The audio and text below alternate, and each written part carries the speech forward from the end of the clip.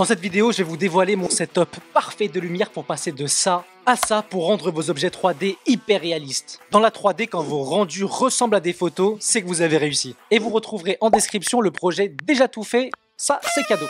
On a le Mac qu'on a dispositionné comme ça et j'ai uniquement ajouté une caméra. On va commencer par ajouter une plaine qui est au niveau des objets 3D juste en dessous du cube qu'on va mettre juste derrière. Voilà, comme ça c'est parfait, on va juste l'éloigner un peu du Mac pour qu'il se détache du fond. On va ensuite ajouter notre première lumière qui va être juste en dessous des caméras. À ce niveau-là, on va ajouter une Area Light. Elle s'est ajoutée, qu'on va dispositionner au niveau de la plaine pour faire une sorte d'halo juste derrière. Donc là, l'idée, c'est de le mettre au niveau du Mac à ce niveau-là et on va se rendre dans Light et dans les attributs, dans Détail, on va mettre non rectangle mais plutôt en 10 pour que ce soit en rond, donc une forme d'halo. On va aller vérifier ça. On va encore un petit peu plus l'approcher de la plane. Ça donne quelque chose comme ça, c'est pas mal. Et pour mettre en avant ce Mac, on va rajouter notre première lumière, hormis celle de l'halo, on va mettre une lumière à sa droite et une lumière à sa gauche. Donc la première à sa droite, on va encore ajouter une Area Light. Moi, j'utilise pratiquement que des Area Light qu'on va dispositionner juste au-dessus à droite du Mac. On va se rendre dans Light Attribut Général, on va laisser l'intensité 100%, par contre je vais rajouter une teinte assez froide. Donc à droite je vais mettre une teinte assez froide et à gauche une teinte assez chaude. Et pour ça je coche Use Température et je vais mettre ça à 66338 pour avoir quelque chose d'assez froid. Et ensuite je vais me rendre dans Détail. Et tout en bas dans Fall Off, je vais mettre inverser le Fall Off. Alors inverser le Fall Off, c'est la distance de projection que projette la lumière. Comme ça, c'est pas tout uniforme. Moi, je veux juste que la lumière touche un tout petit peu le Mac. Donc je vais agrandir ça comme ça. Donc là, c'est déjà pas mal. Et ensuite, ce que je vais faire, c'est que je vais dupliquer la lumière de droite pour la mettre à gauche et juste changer les paramètres pour pas avoir à recommencer tout ça. Donc je vais prendre la lumière à droite et je vais la dupliquer. Donc CTRL-C, CTRL-V. Et je vais prendre cette lumière pour la mettre juste à gauche. Donc je la mets un petit peu à gauche à ce niveau-là. Mais cette fois-ci, dans la lumière de gauche, je vais aller dans Général et mettre en intensité 6, 2, 1, 5. Ça va être une température assez chaude, on le voit à ce niveau-là.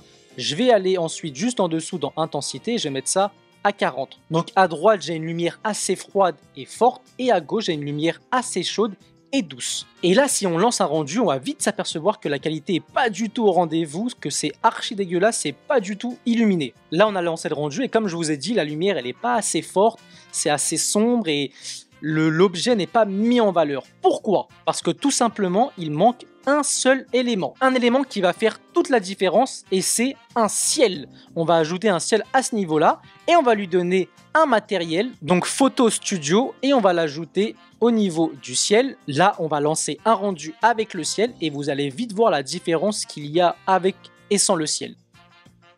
Donc là, même sans que le rendu soit terminé, vous voyez vite la différence, que les matériaux sont mis en valeur. Là, on dirait vraiment juste une photo et non un rendu 3D. Là, je vais juste un petit peu mettre sur la droite le halo parce qu'il y a une sorte d'ombre ici. Donc pour remédier à ça, c'est pas le halo que je vais changer, mais c'est plutôt la lumière que je vais décaler du mur car ça touche un petit peu le mur.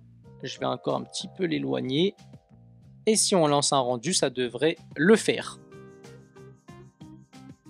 Pour récapituler, nous avons 3 lumières, le halo derrière qui va ramener de la luminosité à ce niveau-là et qui permet de détacher le Mac du fond. On a une deuxième lumière juste à droite qui permet d'illuminer le Mac avec une teinte assez froide et une lumière à gauche qui est moins forte que celle de droite qui permet par contre de contrebalancer et de ne pas avoir la même luminosité partout avec une teinte chaude. On pourrait se satisfaire de ça, mais on pourrait aussi ajouter une dernière light qui se trouve juste ici. Contrairement aux autres, là c'est une light tout court et non une Area Light. On va la prendre et on va la mettre juste au-dessus, qu'on va mettre à 80% sur l'intensité. On va pas toucher à la température et on va aller sur détail et aussi à ajouter un fall off. Je répète, un fall off, c'est la distance de projection de la lumière. Donc pour la projection de la lumière, j'ai pas envie qu'elle touche tout le max, juste qu'elle illumine un tout petit peu. Et si on lance le rendu, ouais, je sais pas, je suis partagé. Je vous mets les deux à l'écran, une avec light et une sans light et dites-moi en commentaire lequel vous préférez. Donc moi, ce que je fais, c'est que je sauvegarde ma composition de lumière avec la plane, etc., les lumières. Et quand je veux utiliser n'importe quel objet 3D, notamment dans ma formation 3D, on utilise le setup de lumière avec un Apple Vision qu'on a créé de A à Z, dispo dans la description. Donc j'ai juste à prendre un objet et je le mets dans la scène au lieu de toujours devoir refaire les lumières plus la plaine. Si vous êtes intéressé d'en savoir plus sur la 3D et d'apprendre comment maîtriser le logiciel, modéliser et animer n'importe quel objet, ma formation complète et 100% financée par votre CPF est disponible dans la description. Et nous on se dit à la semaine prochaine pour une prochaine vidéo.